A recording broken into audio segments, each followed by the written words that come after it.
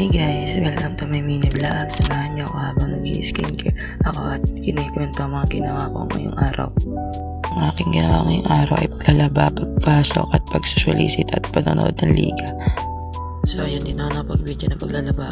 Ayun nga, nakapag-bihis na ako para pumasok. So ayun nga, nakasakay na ako papuntang bayan. Sa oras na ito, papunta na akong school.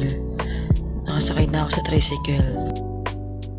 Fast forward, naglalakad na ako papuntang pavilion para pumasok sa PE namin. And then dito, naglalakad ako papuntang prop namin para mag-attendance at magsimula na ng activity namin. Dito, naglalaro na kami ng badminton dahil ito ang aming PE ngayong semester na ito. So yan nga, nakatapos na ako sa paglalaro at nag-iintay na lang ng mga oras.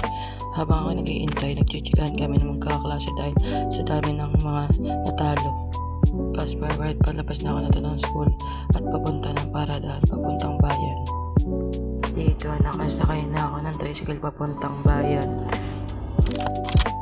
So ayun nga, nakababa na ako ng tricycle at naglalakad papuntang paradahan namin. Habang ako naglalakad, bumili muna ako ng lemon para hindi ako uhawin. Fast forward, nakasakay na ako ng tricycle at papunta na ako ng Soledad para pumunta sa barangay hall. At dito, naghihintay kami ng ibang member para manulisit. Hindi na nakapag-video na panulisit namin kaya napunta lang namin ba para manood ng liga. So ayun, nananod namin ng second game. Ang laban na ito ay Negro Nuggets versus Next Asia.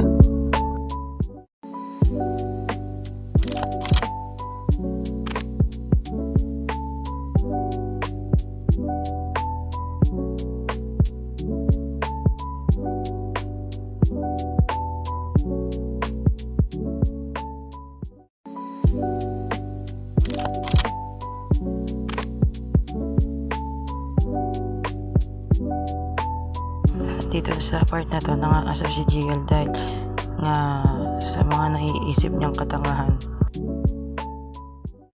Fast forward, pauwi na ako na tong oras na to. At yun lang, salamat sa panonood.